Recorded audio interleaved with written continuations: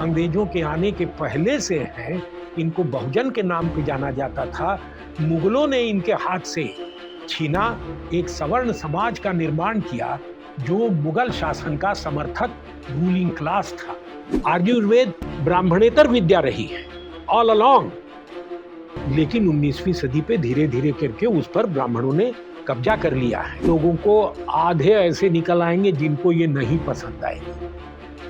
वो जाति का खेल खेलना चाहते हैं अपने और अपने मित्र वर्ग के फायदे के लिए। बहुत दिन तक मुलायम सिंह को मुखिया कहते थे, अध्यक्ष कहने में हिचकते थे कि ये अध्यक्ष के लायक नहीं है, जैसे कि अध्यक्ष केवल सवर्ण ही लोग हो सकते हैं। नमस्कार, आप देख रहे हैं गांव के लोग। मैं राम जन्म। आज मैं सारनाथ विद्या आश्रम में हूं। विद्या आश्रम के संस्थापक सुनील जी से हम बात करेंगे।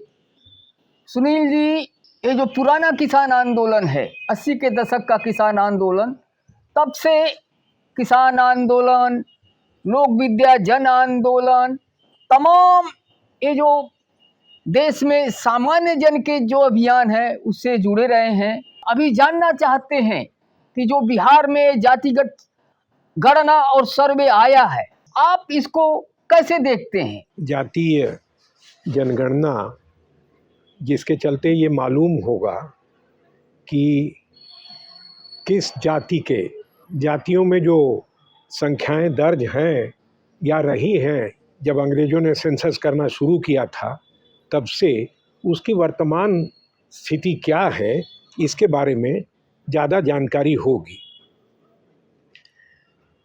ज़्यादातर हम जिसे पिछड़ा वर्ग कहा जाता है या पिछड़ा समाज कहा जाता है, हम उसे बहुजन समाज के नाम से संबोधित करेंगे।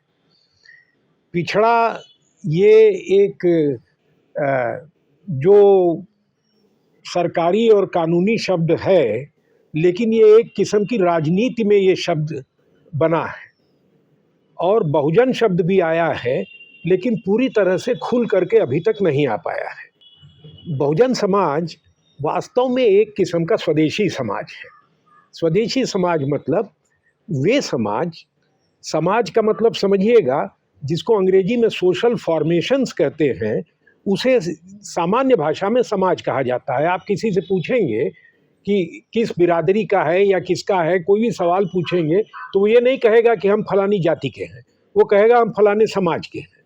वो हमेशा वो कहेगा, हम जो भी नाम लेगा, चाहे वो किसी भी, चाहे वो जिसको आप सवर्ण कहते हैं उसका हो, या जिसको आप बैकवर्ड आज कह रहे हैं या शेड्यूल्ड कास्ट कह रहे हैं, वे सब लोग अपने को एक समाज के रूप में पहचान अपनी करते हैं। समाज का मतलब होता है जिसको अंग्रेजी लिखत पढ़त में सोशल फॉर्मेशन कहा गया है, यानी जो एक समाज ही है, लेकिन सोशल फॉर्मेशन यानी एक लघु समाज। और इन लघु समाजों से ये देश बना हुआ है। और बहुजन समाज ये असंख्य लघु समाजों से बना हुआ है। बहुजन समाज आधुनिकता के दौर में थोड़ा पिछड़ गया मतलब जैसे शब्द है मुसलमानों के लिए आप इस्तेमाल करते हैं पसमानदा मुसलमान। पसमानदा का निकाल करके अर्थ देखिएगा तो जो पीछे छूट गया है। जैसे कि कोई दौड़ हो रही है, कहीं आगे की ओर जाना है, जिसे प्रगति के नाम पे कहा जाता है, विकास के नाम पे कहा जाता है, और भी नाम दिए जा सकते हैं। इस दौड़ में, प्रगति और विकास की दौड़ में जो पीछे छूट गया है, उसी अर्थ में पिछड़ा का इस्तेमाल किया जाता है, उसी अर्थ में पसमानदा का इस्तेमाल किया जाता है। लेकिन ये अर्थ थोड़ा सा उनकी राजनीतिक संभावनाओं को सकरा कर देता है, संकीर्ण कर देता है। अगर आप पिछड़ा और पसमानदा का इस्तेमाल करते रहेंगे तो आप जिस राजनीति के बारे में सोच पाएंगे वो सीमित हो जाएगी। वो इस डेवलपमेंट के मॉडल से, यानी विकास के आदर्श से, आदर्श मत कहिए, आदर्श शब्द के कई अर्थ हैं, इस विकास की अवधारणा से या किसी प्रगति की जो प्रचलित अवधारणा है, उससे बंध जाएंगे आप। जबकि बहुजन समाज का जो हिस्टोरिकल जिम्मेदारी है, इसकी जो ऐतिहासिक जिम्मेदारी है, अपने प्रति नहीं, पूरे समाज के प्रति, और लोगों के प्रति, इस देश के प्रति, इस दुनिया के प्रति बहुजन समाज की जो जिम्मेदारी है वो एक बहुत बड़ी राजनीति खड़ा करने की जिम्मेदारी है। पिछड़ा कह देने के बाद में वो राजनीतिक संभावना बंद हो जाती है। बहुजन समाज का बहुत बड़ा विस्तार है, इस देश का बहुत बड़ा हिस्सा, बहुत बड़ा यानी आप क्या कहेंगे, किसी इलाके में 75% होगा तो किसी में 90-95% होगा, ये बहुजन समाज के ही लोग हैं। ये देश बहुजन समाज का ही रहा है।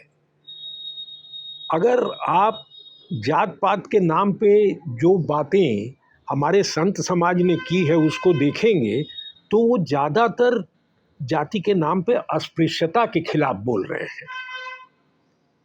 अशुद्ध किसी को कहा जाए, किसी को अस्पृश्य कहा जाए, इसके खिलाफ बोल रहे हैं। आज के जो बड़े बड़े समाज के बड़े बड़े हिस्से हैं बहुजन समाज के, यादव हैं, कुर्मी हैं, मौर्य कुशवाहा लोग हैं, हम जिस इलाके में रहते हैं राजभर हैं, ये बहुत बड़े बड़े हिस्से हैं। इन्हीं हिस्सों ने, इन्हीं हिस्से मत कहिए, इसी को बहुजन समाज के नाम से जाना गया। ये बुद्ध के समय से, जैसा आपने भी अभी कहा, ये बुद्ध के समय से बहुजन शब्द का, बहुजन का अर्थ बहुमत नहीं है। बहुमत में तो वो होते ही हैं, लेकिन उसके अर्थ में बहुमत नहीं है। बहुजन का मतलब है सामान्य, अंग्रेजी में जिसको नॉन एलीट कहते हैं, जो गैर प्रभु वर्ग, जो प्रभु वर्ग नहीं है किसी भी समाज में, उसको बहुजन कहा है। बुद्ध ने बार बार इस शब्द का इस्तेमाल किया। हमने ये कंफर्म किया, जो बुद्ध दर्शन के पढ़ने लिखने वाले हैं, हमारे पड़ोसी हैं, पास में तिब्बती इंस्टीट्यूट है, वहाँ के लोगों से हमने इस बात को कंफर्म किया, जो बुद्ध दर्शन ज़्यादा पढ़ते हैं, उन्होंने कहा कि बुद्ध ने इस शब्द का बार बार प्रयोग किया है और सामान्य के अर्थ में प्रयोग किया है, नॉन एलीट के अर्थ में, कि ये तो वो अपने आप बड़ी संख्या में लोग हो जाते हैं, क्योंकि एलीट तो बड़ी संख्या में होता नहीं है। तो इसलिए ये कंफ्यूजन हो जाता है बहुजन कहने से, और कि ये बहुमत में है, क्योंकि जो डेमोक्रेसी के पक्षधर लोग हैं वो बहुमत शब्द का प्रयोग बहुत ज़्यादा करते हैं, लेकिन हमको थोड़ा सा उससे सफाई से बच करके रहना होगा, क्योंकि बहुजन समाज जैसे ही आप कहेंगे वैसे ही फिर आपको इस बात का एविडेंस मिलना शुरू हो जाएगा तमाम इलाकों में, दक्षिण, घोर दक्षिण से लेकर के घोर उत्तर तक इसका एविडेंस मिलना शुरू हो जाएगा कि जगह जगह ये राजा हुआ करते थे। अंग्रेजों ने भी नोट किया है, लेकिन देखिए अंग्रेजों की भाषा, यहाँ पे राज करने वालों की भाषा है, वो इनको राजा नहीं कहते आसानी से, इनको चीफ्टेंस कहते हैं, मुखिया। जैसे बहुत दिन तक मुलायम सिंह को ये बाकी लोग कौन कौन लोग कहते थे, लेकिन अखबारों में मुखिया कहा जाता था। वो उस पार्टी के मुखिया, कांशीराम जी को कहा, कांशीराम को मुखिया, लालू प्रसाद को मुखिया कहते थे।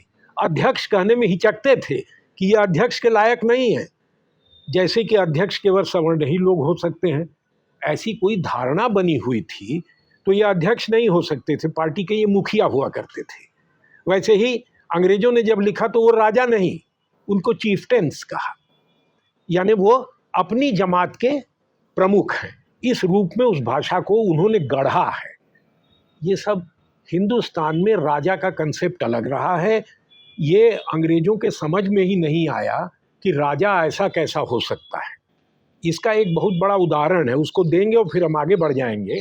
उदाहरण ये है कि मैसूर के राजा बहुत लोगों से बड़ा हिल मिल के रहते थे और बहुत लोगों को खाना खिलाते थे। हर साल एक बहुत बड़ा भोज होता था। तो अंग्रेजों को ये नागवार गुजरता था कि कोई राजा घुल मिल के रहे लोगों के साथ में, उनको खतरा महसूस होता था। तो उन्होंने क्या किया कि उनको जो पेंशन दी जाती थी उसको कई गुना, 10 गुना बढ़ा दिया, कई लाख कर दिया, ये सोच करके कि जब पैसा इतना ज़्यादा हो जाएगा तो वो लोगों से घुलना मिलना बंद कर देंगे, अपना अलग लाइफस्टाइल उनका हो जाएगा। लेकिन पता लगा कि वो और ज़्यादा पैसा खर्च करके वो भोज देने लग गए, और ज़्यादा लोग शामिल होने लग गए। इसलिए से ये जो राजा का कंसेप्ट है, ये राजा का कंसेप्ट यहाँ पे अलग रहा है, यहाँ की राजा की परंपरा अलग रही है। यहाँ से राजा अगर आपको राजा का अलग कंसेप्ट देखना है तो हम तो उस आंदोलन से आते हैं। आप कभी अगर महेंद्र सिंह टिकैत के आंदोलन से किसी का अगर संबंध रहा हो, आता जाता कोई रहा हो, जनाब मैं कितनी बार, एक तो कमरे के अंदर उनकी पंचायत कभी नहीं होती थी, खुले में पंचायत होती थी और अदना से अदना आदमी उस पंचायत में खड़ा होकर कह सकता था चौधरी ये बात तो नहीं चलेगी,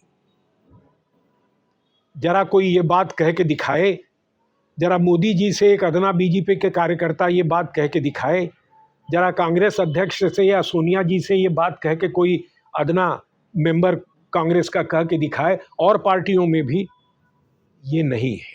यहाँ की जो परंपरा रही है ये बराबरी से बात करने की रही, पंचायत का कंसेप्ट ही रहा है बराबरी से बात करने का। ये बहुजन समाज की परंपरा है। बहुजन समाज के जो वैचारिक परंपरा है उसमें एक बराबरी का कंसेप्ट है। ये बराबरी का कंसेप्ट ग्रीक ओरिजिन का नहीं है, जिसमें सब लोग एक मैदान में एक गांव के इकट्ठा हो करके एक बराबरी की हैसियत से बात करते हैं। और उस बराबरी का कंसेप्ट देखिए, यूरोप में जो बराबरी का कंसेप्ट रहा है शुरू से लेकर के, चाहे ग्रीक टाइम्स से लेकर के और बाद तक, अभी तक, वो जिसको कहते हैं एक औपचारिक बराबरी का कंसेप्ट रहा है, formal equality, equality before the law. इसके अलावा इक्वालिटी का कोई कंसेप्ट उनके पास नहीं रहा है। अगर रहा भी है तो समय समय पर आया भी है तो वो दब गया है। इक्वालिटी का जेन्युइन कंसेप्ट जो है वो तो हिंदुस्तान के बहुजन समाज के पास है। आप बहुजन समाज का मतलब बहुजन समाज के जो नेता आजकल हो गए उनसे बात करने की मत सोचिए। इसने इस बात को कह दिया कि बहुजन समाज के लोग 1000 साल से पिछड़े हुए हैं। ये क्या लगता है? आप पूछिए, अब तो बहुत लोग नहीं हैं। मैंने एक बुजुर्गवार से पूछा, हमारे समय के बुजुर्गवार मतलब अब उनकी उम्र होती तो होते 105-110 साल के होते। वो कहने लगे यादव कब से पिछड़े हो गए। गांव में किसी की हिम्मत नहीं हुआ करती थी कि यादव समाज का अगर पशु किसी के खेत में चले आए तो उनसे कोई जबरदस्ती कर ले, हाँक दे, डंडा मार दे, ये हिम्मत नहीं हुआ करती थी। हमें नहीं पता ये सच है कि नहीं है, ये उनका थोड़ा एक तरफा दृष्टिकोण भी हो सकता है, ये मैंने, लेकिन ये बात सन 1900 की नहीं हो रही है, ये बात अंग्रेजों के आने के समय की हो रही है और उसके थोड़े बाद तक की हो रही है। आप और पीछे जाएंगे तो हमारे ख्याल में तो शुरू से ये देश बहुजन समाज का रहा है। इसके ऊपर एक औपचारिक और रिचुअलिस्टिक रस्मों के अंतर्गत ब्राह्मण की एक स्थिति बनती है। ब्राह्मण लॉजिक, मैथमेटिक्स, एस्ट्रोनॉमी इत्यादि का अध्ययन करने वाले लोग थे। अगर आप कुछ और भी ले लें, जैसे इंजीनियरिंग है, हिंदुस्तान की फेरस मेटलर्जी बहुत पुरानी है। ये अगरिया लोग, ये आदिवासी लोग हैं मध्य प्रदेश के, जो आयरन स्मेल्टिंग यानी ओर से, यानी मिनरल से को गला करके उसमें से लोहा निकालना जानते थे। और ऐसा लोहा निकालना जानते थे जिसमें जो लगभग पूरा प्योर हो, जिसका तार खींचा जाता हो, जिसको मैलिएबल और डक्टाइल कहा जाता है, अंग्रेजी में सब बहस चलती है इसके ऊपर, ऐसा लोहा बनाना जानते थे। ये वो लोग जानते थे, ब्राह्मण इस विधा को नहीं जानते थे। आयुर्वेद ब्राह्मणेतर विद्या रही है ऑल अलोंग, लेकिन 19वीं सदी पे धीरे धीरे करके उस पर ब्राह्मणों ने कब्जा कर लिया है। ये ब्राह्मणों के पास शुरू से रही है, ऐसा नहीं है। आप तमाम विद्याओं के बारे में देखेंगे, चाहे वो मेटल की हो, चाहे वो फॉरेस्ट के बारे में हो, चाहे वो खेती के बारे में हो, चाहे वो लकड़ी के बारे में हो, और धातुओं की हो, लोहे की हो, पीतल की हो, सारी विद्याओं की कला है, आर्ट है, संगीत है, कलाकारी है, वॉल पेंटिंग है, तरह तरह की विद्याएं समाज में रही हैं। ये सभी विद्याएं bye and large Bahujan Samaj के पास रही। आपने यूनिवर्सिटी में से इन विद्याओं को बाहर कर दिया और इस पर कोई डिग्री नहीं होती है। मॉडर्न स्टेट जिसे आप कहते हैं, जिसको अंग्रेजों ने इस हिंदुस्तान में बनाया, वह केवल डिग्री को पहचानता है। ज्ञान को पहचान उसके पास में केवल डिग्री के मार्फत है, इसलिए बहुजन समाज के ज्ञान को उसने पहचानने वाले स्पेसेस को श्रिंक कर दिया, उन स्थानों को खत्म कर दिया जहां बहुजन समाज के ज्ञान की पहचान थी। नतीजा क्या हुआ? अब ये 150 साल से चल रहा है। 150 साल का मतलब हो 4 जनरेशन। अपने ग्रैंडफादर या ग्रेट ग्रैंडफादर के पीछे का सोच पाना बड़ा मुश्किल होता है, तो लोग नहीं सोच पाते हैं, फिर लिखित शब्द के पास जाना पड़ता है। तो इसमें से कोई रास्ता निकालना होगा। रास्ता यही है कि बहुजन समाज के लोगों के पास जो अपनी मेमोरीज है, अपनी स्मृति है। देखिए, स्मृति में खनन का एक कंसेप्ट है, इसको ध्यान से सुनिएगा। आर्कियोलॉजी का कंसेप्ट है किसी चीज का एक्सकेवेशन करना। जब आप किसी जमीन का जैसे बनारस एक्सकेवेशन हुए राजघाट में, तो परत दर परत आप खोजते, खनन करते चले जाते हैं, तब आपको एक के बाद एक वस्तुएं जो और पहले की थी और पहले की थी मिलती है। उसी तरह से एक स्मृति में एक्सकेवेशन का कंसेप्ट है, परत दर परत अपनी स्मृति के अंदर जाना। जब बहुजन समाज ये सीखेगा कि परत दर परत किस तरह से अपनी स्मृति के अंदर हम जाएंगे, तब वो ये पाएगा, तब उसको ये मिलेगा कि ये तो कुछ और ही बात है, हमारी तो स्थिति अलग थी। ज़्यादा इस पे न करके ये बहस शुरू हो गई है, जाति जनगणना से बात शुरू हुई, जिस तरह बात आरक्षण से शुरू हुई, लेकिन पूरे के पूरे बहुजन समाज के सामाजिक न्याय के कंसेप्ट के अंतर्गत हुई। कुछ हुआ कुछ नहीं हुआ ये सब बात अपनी जगह है, लेकिन जब जाति जनगणना की बात शुरू हुई तो यही आरक्षण की बहस एक दूसरे स्तर पे उठ गई। जातीय जनगणना जो लोग डिमांड कर रहे हैं, उनको अब ये कहानी पसंद आए या न आए, ये कहानी तो अब आकार लेना शुरू कर दी है, और ये आगे बढ़ेगी कि हम लोगों के राजा हुआ करते थे, हमारा देश था। एक समय ब्राह्मणों ने तरकीब लड़ा के हमसे ये देश छीनने की कोशिश की, एक समय मुगलों ने हमसे ये देश छीनने की कोशिश की, एक समय अंग्रेजों ने हमसे ये देश छीनने की कोशिश की और हमको पिछड़ा बना करके रख दिया। अब हमारी समझ में ये आ गया है कि ये देश तो हमारा है, यहाँ का राज हमारे हाथ में था। इस देश की, जिसको स्वराज की परंपराएं कहा जा सकता है, जिसको राष्ट्रीय आंदोलन में पहले लोकमान्य तिलक ने और बाद में गांधी जी ने कांग्रेस पे बहुत बड़े पटल पे, ये गांधी का विचार नहीं है स्वराज का, और न लोकमान्य तिलक का विचार है। आप क्या समझते हैं गांधी जी के और लोकमान्य तिलक के कह देने से इतना बड़ा विचार? ये सब नहीं होता है एक जनरेशन के अंदर, एक पीढ़ी में इतना नहीं होता है। लोगों को स्वराज के बारे में अनुभूति पहले से थी, इन लोगों ने उसको एक पॉलिटिकल प्लेटफॉर्म पे शब्द दे करके, एक आकार दे करके, एक भाषा दे करके उसको पब्लिक माइंड में पुनर्स्थापित कर दिया। स्वराज परंपराएं, इस देश की स्वराज परंपराएं बहुजन समाज की परंपराएं।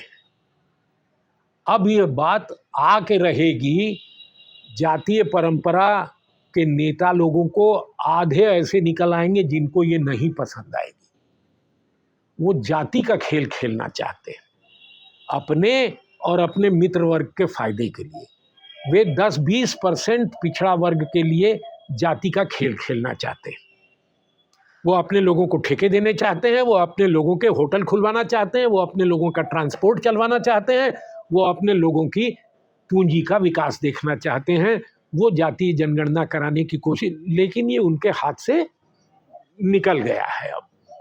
अब ये इस धरातल पे आ गया है कि यह देश तो बहुजन समाज का रहा है। देखिए, गणना के बारे में एक बात मैं बता दूं, ये जो गणना वाला चक्कर है, इसमें अगर बहुजन समाज बहुत पड़ेगा, दो किस्म की रियलिटी से परिचय होता है। देखिए आदमी का, हम बताते हैं किस तरह की। एक जिसको अंग्रेजी में कहते हैं लिव्ड रियलिटी, जो आप जीते हैं, जो आपके रोज के अनुभव हैं, जो आप सामान्य जीवन में लोगों से मिलते हैं, बात करते हैं इत्यादि, उससे जो आप कलेक्ट करते हैं। कोई मद्रास से आया है, वो मद्रास के बारे में बताता है, कोई श्रीनगर से आया है, वो श्रीनगर, ये सब आपके जानकारियों के भंडार में शामिल होता जाता है। दूसरा एक तरीका है जो 100 साल पुराना है, स्टैटिस्टिकल मेथड है, सोशल साइंस का मेथड जिसको कहते हैं। वो क्या करता है, वो कहता है 2% ये है, 3% ये लोग हैं, 5% ये लोग हैं। आपको ये जान के अचरज होगा कि हमारी पीढ़ी के जो सोशल साइंस के लोग रहे, आज का मैं नहीं जानता, हमारी पीढ़ी के जो सोशल साइंस के लोग रहे, उनसे मेरी प्रत्यक्ष बातचीत है। सोशियोलॉजी के स्टूडेंट रहे, BHU से MA किया था, PhD भी किया था। वो जानते हैं हमसे क्या कहते थे कि ये परसेंटेज का जो चिन्ह है, एक टेढ़ी रेखा के ऊपर और नीचे 0 दिया जाता है कि इतना %। वो कहते थे ये चिन्ह जब हमारे सामने पढ़ते वक्त आ जाता है तो उसके बाद में क्या लिखा है हमारे समझ में नहीं आता, हमारा दिमाग बंद हो जाता है। ये एक भाषा है, ये एक टेक्निकल भाषा है जिसका निर्माण स्टैटिस्टिकल मेथड्स ने किया है और पढ़ने लिखने वालों की रुचि की भाषा है। इस भाषा में बहस करना बहुजन समाज के लोगों को या ऑर्डिनरी सोसाइटी सामान्य लोगों को इस भाषा में बहस करना नहीं आता है। राज्य और पढ़े लिखे लोग आपस में गठबंधन करते हैं, यूनिवर्सिटी को ताकत देते हैं कि इस भाषा की बहस को बढ़ाए।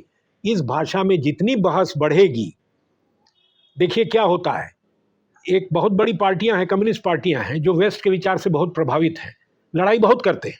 हम उनसे कोई, हमारी ये नाराजगी नहीं है, बहुत जेन्युइन लोग होते हैं और बहुत लड़ाई करते हैं, लेकिन उनकी डिमांड हमेशा होती है मिनिमम वेजेस की। और भी लोगों की है, केवल लेफ्ट की नहीं है, अब हो गई है, समाजवादियों की भी डिमांड है, सोशलिस्टों की भी, कि मिनिमम वेजेस की। आप अगर पे कमीशन के पन्ने पलटेंगे, पे कमीशन में सब बड़े बड़े इकोनॉमिस्टों को बैठाया जाता है, सरकारी टाइप के, लेकिन बड़े इकोनॉमिस्ट होते हैं और ये ना कोई गलत ख्याली में रहे कि उनको भारत की वास्तविक स्थिति है कि आज समझ में नहीं आती, समझ में खूब आती है। दो तरह की बात करते हैं, एक मिनिमम वेजेस की बातें करते हैं और एक लिविंग वेज की बात करते हैं। देखिए साहब, कंसेप्ट तो केवल लिविंग वेज का है, मिनिमम वेज तो धोखा देने का कंसेप्ट है। मिनिमम वेज का मतलब है कि तुमको आज हम इतना पैसा दे दें कि तुम रात का खाना खा सको और कल काम पे आ सको। मिनिमम वेज का यही मतलब है, और आज से नहीं। सन 1850 से जब ट्रेड यूनियन मूवमेंट शुरू हुआ इसमें यूरोप और इंग्लैंड में, तब से मिनिमम वेज का यही कंसेप्ट है, वेजेस का यही, वर्कर्स वेजेस का यही कंसेप्ट है कि इतना दो कि कल काम पे आ सके। मिनिमम वेज का कंसेप्ट 100% पूंजीवादी बुर्जुआ कंसेप्ट है। लिविंग वेज का कंसेप्ट जो है वो अलग कंसेप्ट है। लिविंग वेज का मतलब है कि जो चपरासी को मिलता है उतना सबको मिलना चाहिए। अगर सबको जिंदा रहना है तो मिनिमम वेज, अगर जिंदगी जीनी है तो लिविंग वेज, और लिविंग वेज पे कमीशन के हिसाब से वो सरकारी नौकरी का जो मिनिमम वेज है वो लिविंग वेज है। किसान आंदोलन में भी जो स्वराज की बुनियाद है, जैसे इस देश का किसान कौन है? वही बहुजन समाज है शायद, ज्यादातर कारीगर और किसान ही बहुजन समाज हैं इस देश के। ठीक है। और उन्होंने एक संसद किया था, किसान संसद, उसमें वो कह रहे थे, और उस किसान संसद में विपक्ष के तमाम नेता दर्शक की तरह बैठे, राहुल गांधी समेत विपक्ष के तमाम नेता उस किसान संसद में आके बैठते थे। उसने उस किसान आंदोलन ने महिला किसान संसद किया था, वहाँ वो कह रहे थे कि अनाज तिजोरी में बंद नहीं होने देंगे। उसको आप कैसे देखते हैं? कुछ इस पे प्रकाश डालें। इस किसान आंदोलन ने 80 से लेके 2020 40 42 साल 22 तक चला और अभी चल रहा है। कोई इस गलतफहमी में न रहे कि किसान आंदोलन खत्म हो गया। ये एक परिवर्तन का आंदोलन है। परिवर्तन का आंदोलन का मतलब समझते हैं? देखिए, बहस अंग्रेजी में होती है, उसको कहते हैं ट्रांजिशन डिमांड कहते हैं। जैसे MSP जो है, MSP की डिमांड एक ट्रांजिशन डिमांड है।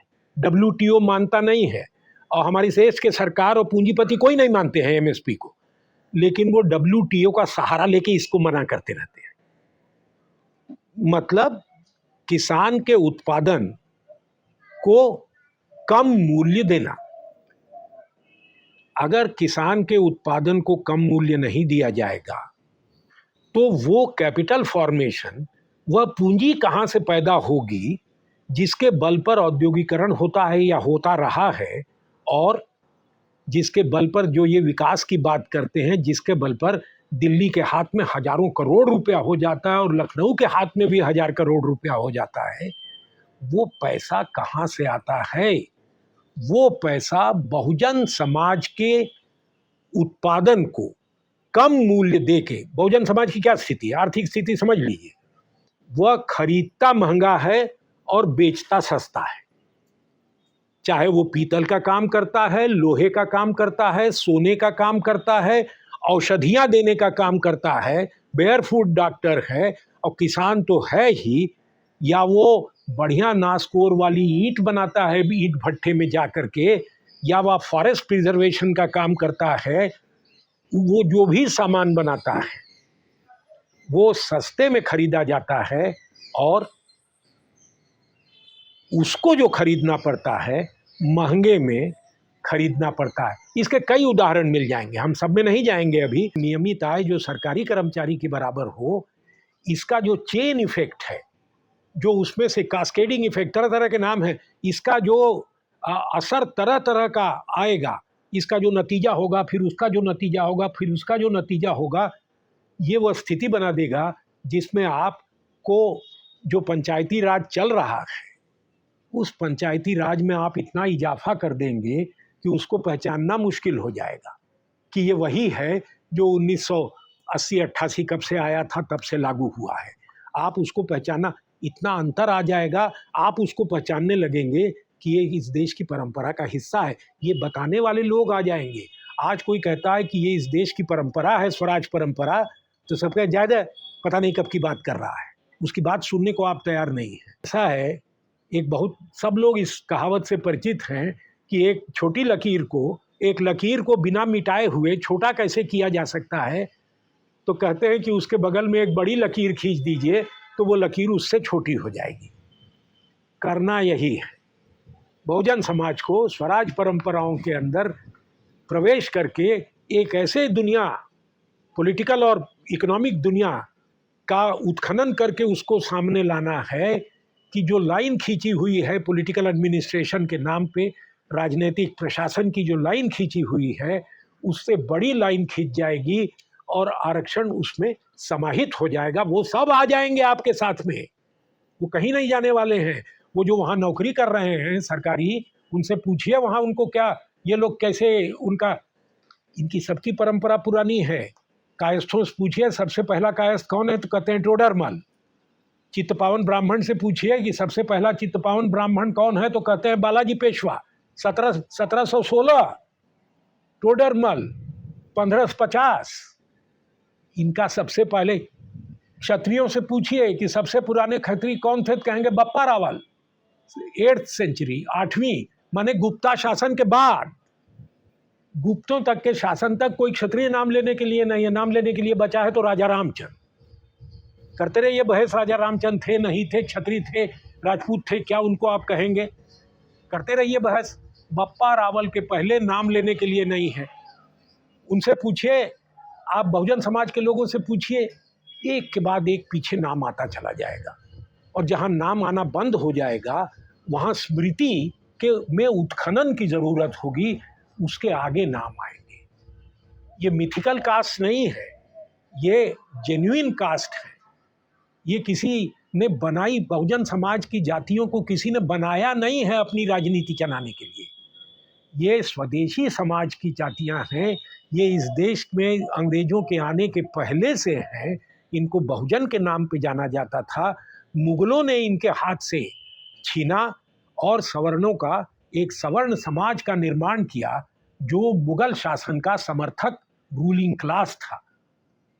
वही रूलिंग क्लास एक बड़े रूलिंग क्लास में तब्दील हो गया अंग्रेजों के साथ, मॉडर्न एजुकेशन के साथ में, और बहुजन समाज को और पीछे ढकेल दिया गया।